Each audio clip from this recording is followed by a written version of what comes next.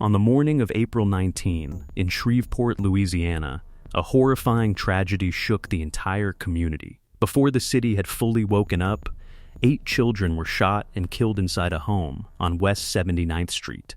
7 of them were the children of the same father, and the 8th was their cousin. According to the video, the central figure in this attack was Shamar Elkins, a 31-year-old man who had served 7 years in the National Guard and appeared, on the surface, to be an ordinary family man. But what happened that night was tied to many warning signs that had been building for years. If we look back at Shamar Elkins' life, the video explains that his childhood was marked by instability. His biological mother struggled with addiction, and he was raised by a family friend, Betty Walker. As a young man, he joined the Louisiana Army National Guard, where he worked in signal support and fire support roles. In other words, he was familiar with weapon systems and high-pressure environments. After leaving the Guard in 2020, he returned to civilian life. But according to the video, there is no clear public record showing that he received meaningful transition support. Later, he worked at UPS. Co-workers and family members noticed visible signs of stress in him. The video mentions that he would pull out his own hair during the workday, to the point that a bald spot had formed on his head. People noticed this behavior, but there is no sign that anyone fully understood what it meant or that effective action was taken.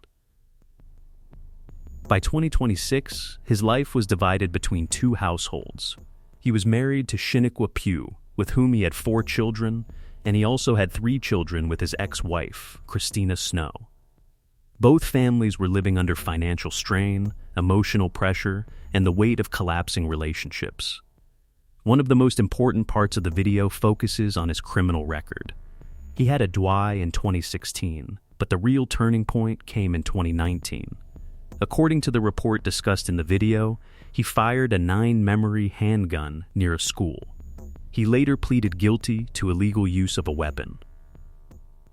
Because of that conviction, Louisiana law barred him from legally possessing a firearm until at least 2029. That means that on April 19, 2026, the fact that he had weapons in his possession was itself already illegal. The video also explains that later, federal authorities charged a man named Charles Ford, who was accused of playing a role in the firearm chain and lying to investigators. However, the public details of how Elkins obtained the handgun were still unclear at that point. One of the most disturbing parts of the case is a threat made in 2023. According to the video, when Shiniqua considered leaving him and taking the children, Shamar threatened that if she left, he would kill her, kill the children, and kill himself. This threat was known within the family, but it was never reported to the police. It did not enter any domestic violence database and was not formally documented in any legal system. The video stresses that researchers consider this kind of pre-separation death threat to be a major warning sign, because it often reflects a mindset of control and ownership. Yet in this case, that warning remained private family knowledge for years. In January 2026, the situation became even more serious. According to the video, Shamar Elkins voluntarily admitted himself to a VA hospital for a mental health evaluation. Betty Walker also said that this happened after a suicide attempt. He stayed there for about 10 days and was then discharged. When he returned home, some people thought he seemed better, but the conditions around him had not changed. The marriage was breaking down, he was under financial stress, and his mental state remained unstable.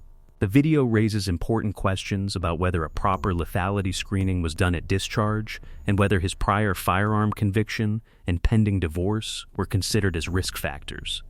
At that time, those questions had not been publicly answered. There were more warning signs in early April. Around Easter Sunday, he called his mother and stepfather while crying and said that Shiniqua had filed for divorce and that he was sinking into dark thoughts. When they tried to reassure him, he replied that some people do not come back from their demons. In the video, this line stands out as chilling foreshadowing. Even then, no police were called, no crisis intervention took place, and no welfare check was requested. The video also notes that many families do not immediately realize how dangerous such a moment may be. because in most cases it does not lead to mass violence, but in this case the full picture was far more alarming. Then came the morning of April 19. According to the video, Shamar first went to Harrison Street, where his ex-wife Christina Snow lived. He knocked on her door and shot her 9 times. Christina survived and used Siri to call 911. After that, he took her 3 children and went to the house on West 79th Street. At that home, Shiniqua Pugh, the children, and other family members were present. According to the dispatch timeline in the video, the first emergency call came in at 5:55 a.m. The caller reported being on the roof, said the suspect was inside the house, and said someone had been shot. Some people escaped by jumping from the roof, but most of the children were attacked inside the home. The video states that many of them appeared to have been shot in their sleep, and several were shot in the head. The video also says that forensic signs, such as bullet holes near the rear door, suggest that at least some of the children may have tried to escape. All 8 children were confirmed dead at the West 79th Street address. Afterward, Shamar committed a carjacking, a police pursuit followed, and he later died. According to the video, it was still officially under investigation whether he died from police gunfire or a self-inflicted wound. He was pronounced dead at 7:03 a.m. source. The core argument of the video is not simply that one man committed a horrifying crime.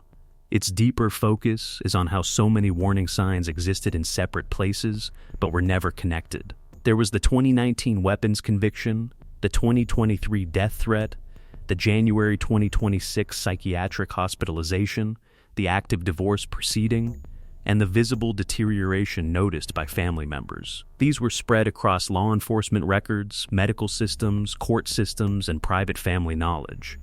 According to the video, the real failure was that no one combined these pieces into a single, complete picture of risk. In the end, the video raises broader policy questions. Should the discharge of a veteran who is legally prohibited from owning firearms and is going through a contested divorce automatically trigger cross-agency alerts? Should a domestic violence lethality screening be mandatory when a divorce is filed against someone with a prior weapons conviction?